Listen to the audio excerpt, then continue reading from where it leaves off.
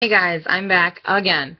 I just tried to do this like 3 times and it kept breaking and stopping, and this is a brand new laptop, so I don't get it. But anywho, a little bit about myself. I have ADHD, bipolar, ODD, which is oppositional defiance disorder. Obviously, I have a speech impediment, very slight. I slur my words and I can tend to stutter and mess up my words because I'm kind of impulsive and I talk before I think. Gets me into a lot of trouble. Anyway, ADHD, ODD, anxiety, depression, bipolar, something they haven't diagnosed me with yet, or they haven't come up with a diagnosis for. It's like mood disorder, NOS, not specified. Um, I'm on the verge of like being paranoid. Can't help it. I've been judged all my life that that's what it's become, is me being paranoid. But anywho, I'm Sierra. I'm 18. My birthday is August 19th, and this year's my golden birthday. Woohoo! I lost my dad last year, July 13th, to leukemia. It's kind of a sad story, but I just want to let you guys know. So if I get like emotional or anything, you know why. Um, my dad was diagnosed with leukemia 3 years ago, I want to say. I never knew him growing up because he was kind of a player and just a silly young little boy, but yet he was old, you know? Oh, heartburn again. My mom kept him from me because I guess he was abusive or something like that. Don't know the whole story, and I'll never know the whole true side of the story because one side of my family, I don't know if they are telling me the truth, they're his side, and I don't know if I can trust them or if they'll lie to protect him, but I can't trust my mom either because she's told me all this stuff, and I don't know who to believe, and it's kind of sad, but anywho, he was diagnosed with leukemia 3 years ago or so, and around that time I finally got to start hanging out with him, and I met his wife. We'll get into her later. And I met my little brother, Jake. He's such a sweetie. And I met Evelyn and Ashley, my other two little sisters. And that was just on my dad's side. My mom didn't have anything to do with those three kids. um, in the past, and when the past 2 years of his life, we didn't hang out very often because I didn't think it would be like so serious that he would die. And again, he didn't really want to talk to me either. I think it was just more because he was busy and always in the hospital and, you know, getting treatment. But he beat leukemia, I think, around Christmas time in 2012, I believe. No, 2013. Yeah, 2013. I keep forgetting it's 2015 already.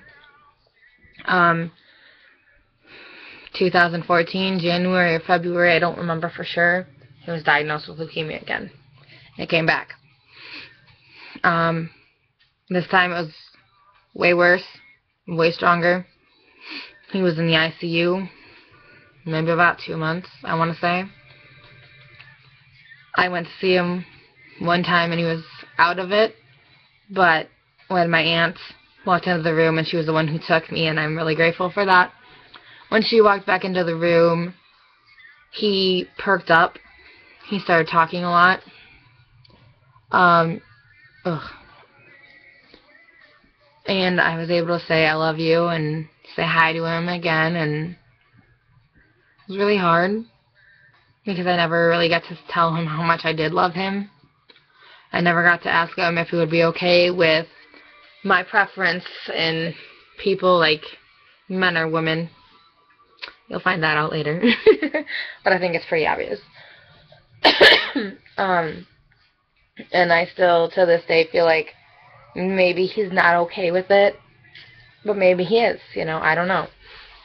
Anywho, and then The second time we went, it was bad. He had just gotten 2 liters of fluid out of his body. He was completely swollen, though. Like, he didn't even look like himself. He was my size, and usually he's skinny mini, but he was my size, and that was just fluid and nastiness in his skin. They had just gotten 2 liters out of him, said he was looking better. He was clear of the leukemia, and now it was just the infection in his lungs. And we were there for maybe 2 hours.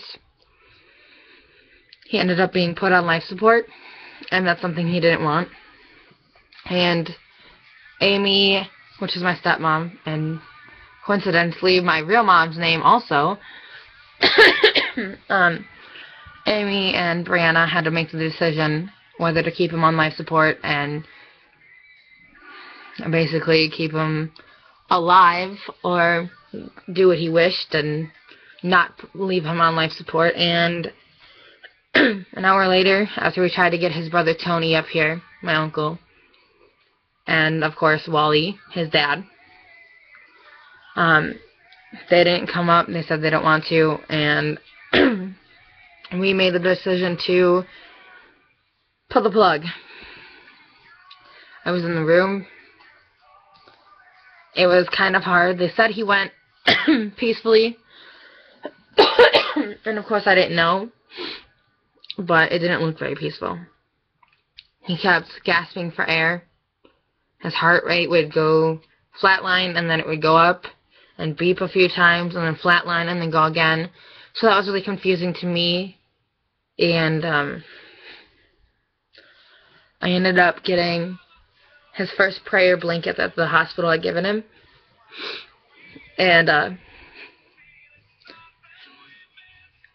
I went home that night, and yes, I was 17, but I still needed my mom.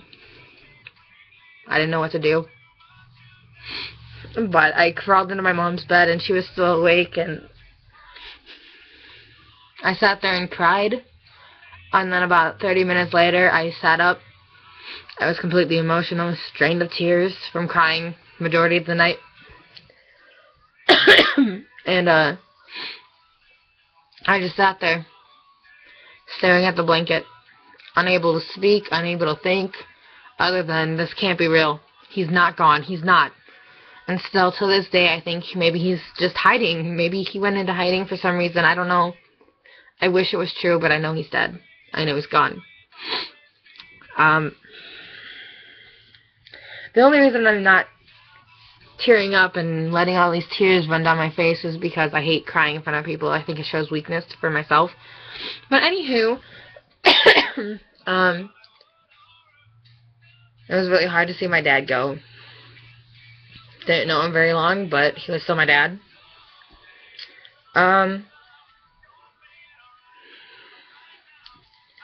The weekend after that, I was supposed to be the funeral, but I had a trip to Florida to see my grandma for her birthday. Someone I've never met. Really happy I went. So they postponed it till the next week, and I felt guilty for that, but in a way it was a little bit better. The day before the funeral, my brother, Xavier, who was 14 at the time, I think, or maybe he was 15, I don't know, but that was the first time I met him. He came up, we saw each other, we hugged, we knew who each other was because it was just like an instant connection.